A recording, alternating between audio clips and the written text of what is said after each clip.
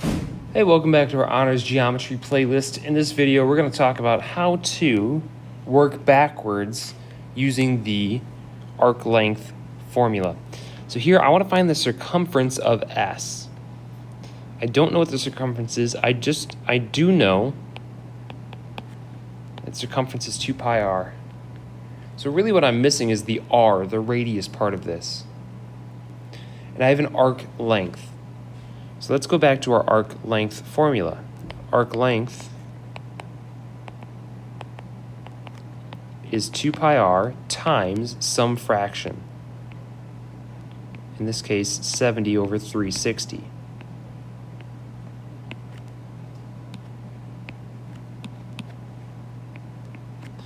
So my arc length is 2 pi r times 70 over 360. But I know what my arc length is. I know it's 7.94. So what I'm going to do is I'm going to take my 7.94 and set that equal to my arc length formula. Okay, so now what I want to do is I want to simplify. I want to get r by itself because I'm trying to solve for r. Sorry about the bell there. I'm going to take 7.94 and let's divide the 2 pi. Let's divide both sides by 2 pi.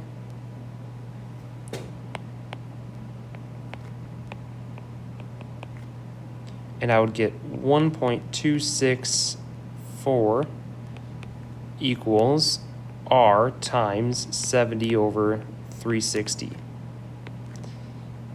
And now I can see that I have to divide off that fraction of 70 over 360. And my r would be 6.498 or 6.5 inches.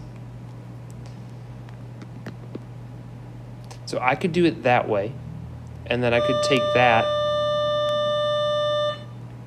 and I could do 2 pi times 6.5 inches to find my circumference. That's one way you could do it.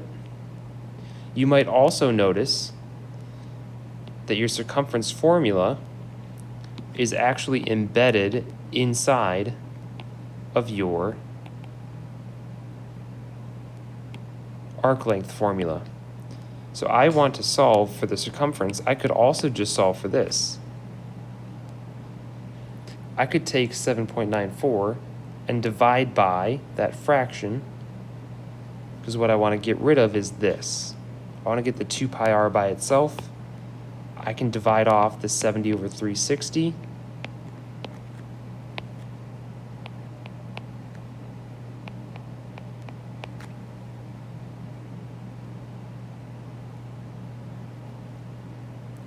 And that would leave me with 2 pi r on the right side of the equation equals whatever that number is. So here my circumference would be 40.8 inches.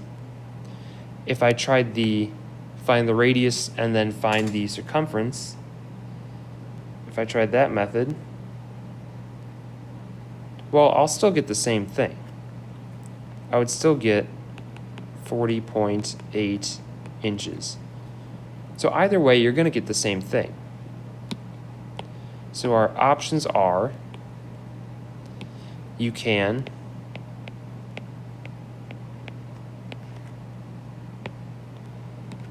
take your equation, divide off the 2 pi from both sides, and then whatever that number is, divide off the 70 over 360 after that. Or you can just take that and divide by the fraction of 70 over 360, and that only works because what I was asked to find was the circumference. Let's try 46. I want the measure of CD. Now an arc measure is going to be in degrees. So I'm trying to find the degrees. I'm still going to use my arc length formula, my arc length is equal to 2 pi r times my degrees over 360. And I'm going to use theta for my variable. I know what r is.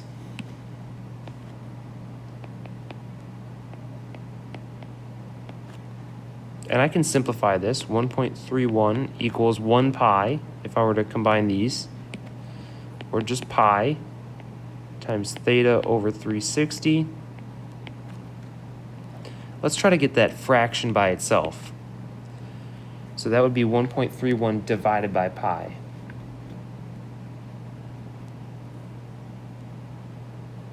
And I would get 0.417 equals theta over 360. And then to get rid of that fraction, to undo dividing by 360, I will multiply by 360. So here theta equals 150.11. So let's check. Is that what I was asked to find? It looks like it was. I was asked to find the measure in degrees. So that would be 150.11 degrees.